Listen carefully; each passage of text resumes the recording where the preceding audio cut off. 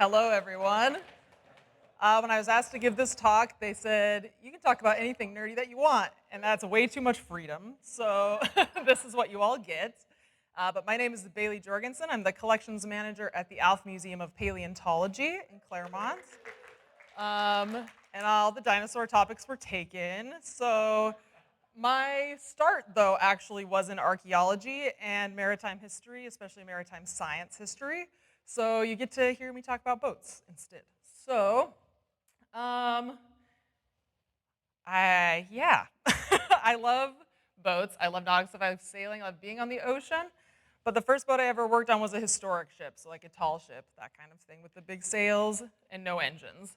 So this photo that I took, and the one that I think kind of illustrates maritime history in a really cool way, is this one I took at a maritime festival here in San Diego with the Maritime Museum. I was sailing on a boat out of Chula Vista for this one called the Bill of Rights, which is another historic ship in Southern California. And this photo that I took, I feel like is really cool because it kind of shows a span of maritime history and also science history as a result. So, very oldest one is the Hokulea ship. So this is one that's a Polynesian double-hulled voyaging canoe. It's a recreation. It was done by the Polynesian Voyaging Society. And it's the smallest one in the picture, so on this screen it's going to be really difficult to see. But it is so cool because it represents a time of maritime history that a lot of people do not talk about or know about. And it's up to 2,000 years old, 600 to 2,000 years old, which is an incredible old amount of time. And it's also some of the oldest seagoing science that we know of. So these are the people that sailed these ships made the first known oceanographic maps, which is something that we always thought was a more recent thing. It's not.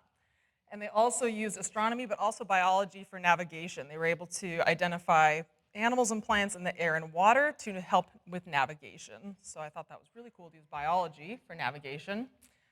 And then we get to a lot more recently compared to that with the San Salvador, which is the furthest on the right, which is here at Comic-Con, actually, if you want to go drink beer on the San Salvador. It's apparently out back, which is cool.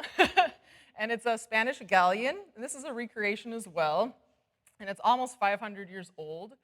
And so this was a ship that was sailing 100 years before they even developed an extinction theory in Europe. They thought that they were going to find giants and cyclops as they sailed around. They're like, these things, like God made everything perfect, so why would something go extinct? We just haven't found them yet. And so when they were sailing, they thought they were going to find these things. And as more and more of the globe got seen by these European scientists, they started being like, oh, like maybe extinction is a thing. So that took 100 years after this one was sailing. And then we get even more recently, and I think I'm already running out of time, with both the Star of India and the Californian. So one of them is 162, one's 168. So the Star of India was built 100 years before the first known discovery of the Marianas Trench, and this was back when they still couldn't dive very deep, so they were just throwing nets and stones as deep as they could and pulling up things out of the deep ocean. They were like, what the heck is this? And that's when they discovered the Marianas Trench, is when boats still looked like that, which is crazy. And then Californian, 10 years after voyage of the Beagle, which is very famous, Darwin's voyage to discover like finches and stuff. So I love boats and I love maritime history and I love science, specifically like ocean-going science, through this lens of kind of maritime history. And yeah, thanks for listening about my random topic.